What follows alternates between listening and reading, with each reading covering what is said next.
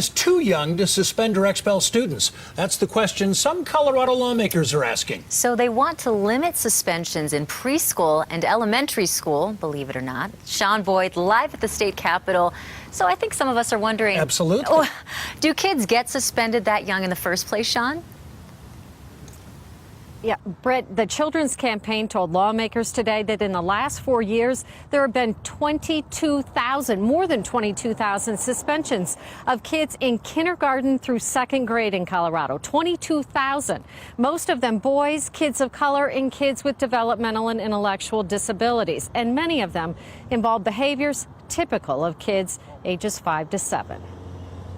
When he was in kindergarten, he was suspended 3 times for behaviors directly related to his disability. Dawn Fritz told a House committee her son has autism, but his school, she says, made him believe he was just a bad kid. The environment shredded my child's self-esteem. He felt he was a bad kid and could do no right. He did not feel safe or supported.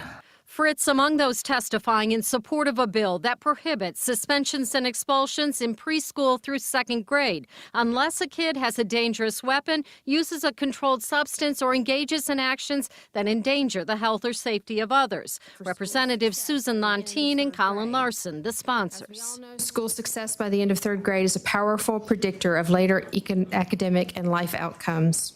Yet research shows that practices like out-of-school suspension and expulsion are widening the gap in education achievement. But Representative Jim Wilson, a former principal, says suspensions and expulsions are sometimes the only way to change behavior. I feel like a slap in the face has been delivered with professional administrators and educators that it seems like we do nothing.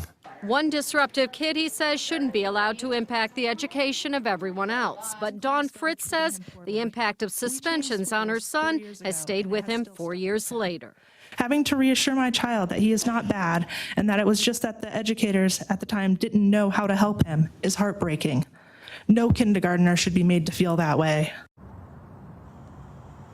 The bill does not prohibit in-school suspensions, just out-of-school suspensions, and those will be limited to 3 days, although it does give some flexibility to rural schools since they lack the resources for those in-school suspensions and behavioral health specialists. The bill did pass its first committee today. Live at the Capitol, Sean Boyd covering Colorado First. Sean, thanks. Also at the Capitol.